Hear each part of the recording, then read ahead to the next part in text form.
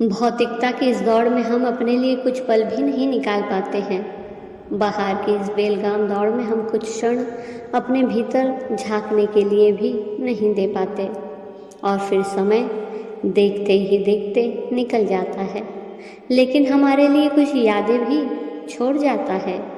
हम कुछ अच्छे काम करते हैं तो बहुत सारी गलतियां भी करते हैं। बीते समय को वापस तो नहीं लाया जा सकता है। जो गलतियां बीते समय में हमसे हो गई, समय चला गया, अब तो कुछ नहीं किया जा सकता, मगर मूल्यांकन अवश्य किया जा सकता है। आने वाले समय में हम उनमें सुधार लाए, ऐसा प्रयास तो किया ही जा सकता है। गलती करना बुरी बात नहीं, मगर उसे दोहराना अवश्य बुरी बात है। अंधा वो नहीं जिसकी आंखें नहीं, बल्कि अंधा वो है जिसे अपनी गलती दिखाई नहीं देती है। अपनी गलतियों को ना देखना ही अंधापन है, और यह अंधापन ही तो हमारे प्रगति पथ को अवरुद्ध करता है। जीवन में हर पल नई ऊंचाइयों को छूने के लिए बहुत ज़रूरी हो जाता है कि कुछ पल स्वयं के साथ बिताए जाए, कुछ पल स्वनिरीक्षण में लगाए जाए। यद्यपि पीछे मुड़कर देखने से कोई लाभ तो नहीं, मगर उन पत्थरों को अवश्य याद रखना चाहिए जिनसे ठोकर खाकर हम गिर गए। प्रत्येक व्यक्ति को जीवन में कुछ बाधाओं का सामना करना पड़ता है। कुछ का व्यक्तित्व उन बाधाओं से और निखर जाता है, तो कुछ बाधाओं से घबराकर उनके आगे घुटने टेक देते हैं। बाधाओं का रोना रोने वालों की कोई कमी नहीं है। अब जीवन है तो समस्याएं तो ज़रूर आएंगी। जितनी बड़ी बाधा होती है, उससे कहीं अधिक संघर्ष हमें करना पड़ता है। दुनिया का कोई भी लक्ष्य व्यक्ति के संकल्प से बड़ा नहीं होता। बाधाएं तो कुछ नहीं करती, करने वाले तो हम होते हैं। समस्या उपस्थित होने से पहले ही कई लोग अपने दिमाग में उसे इतना हावी कर लेते हैं कि उसका समाधान निकालने के लिए उनके पास पर्याप्त विवेक और सोच बचती ही नहीं है।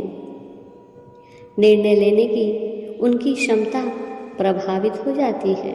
इसलिए मुस्कुराकर हर स्थिति का सामना करो। हर्ष के साथ शांत चित्त से प्रभु पर भरोसा रखकर हर बाधा का सामना करना चाहिए। समाधान आपके पास ही होता है, बस हिम्मत नहीं हारनी चाहिए। सेवा सभी की करो, मगर आशा किसी से भी ना रखना, क्योंकि सेवा का वास्तविक मूल्य भगवान ही दे सकते हैं, इंसान नहीं। जगत से अपेक्षा रखकर कोई सेवा की गई है तो वो एक न एक दिन निराशा का कारण ज़रूर बनेगी। इसलिए अच्छी यही है अपेक्षा रहित होकर सेवा की जाए। अगर सेवा का मूल्य ये दुनिया अदा कर दे तो समझ जाना वो सेवा नहीं है। सेवा कोई वस्तु थोड़ी है जिसे खरीदा बेचा जा सके। सेवा पुण्य कमाने का साधन है, प्रसिद्धि नहीं। दुनिया की नज़रों से सम्मानित होना बड़ी बात नहीं, गोविंद की नज़रों में सम्मानित होना बड़ी बात है। सुदामा के जीवन की सेवा समर्पण का इससे ज़्यादा और श्रेष्ठ फल क्या होता। दुनिया जिन ठाकुर के लिए दौड़ती है वो उनके लिए दौड़े। प्रभु के हाथों से एक न एक दिन सेवा का फल ज़रूर मिलता है।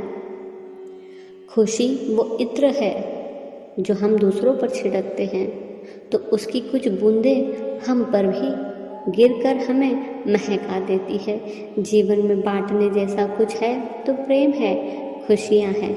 हमेशा रात को सोने से पहले इस बात का मूल्यांकन होना चाहिए कि कहीं आज हमारे द्वारा किसी का दिल तो नहीं दुखा।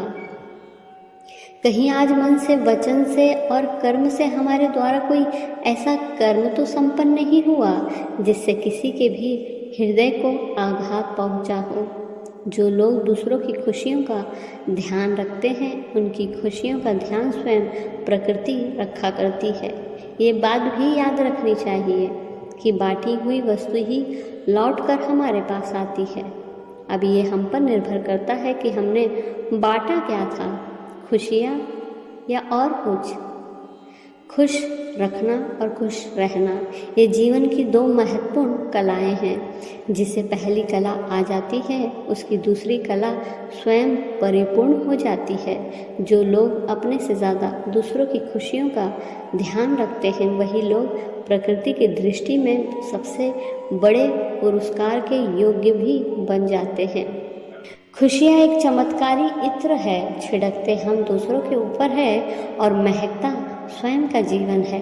जितना जितना हम दूसरों के ऊपर छिड़कते जाते हैं, उसी अनुपात में हमारा स्वयं का जीवन भी महकने लगता है।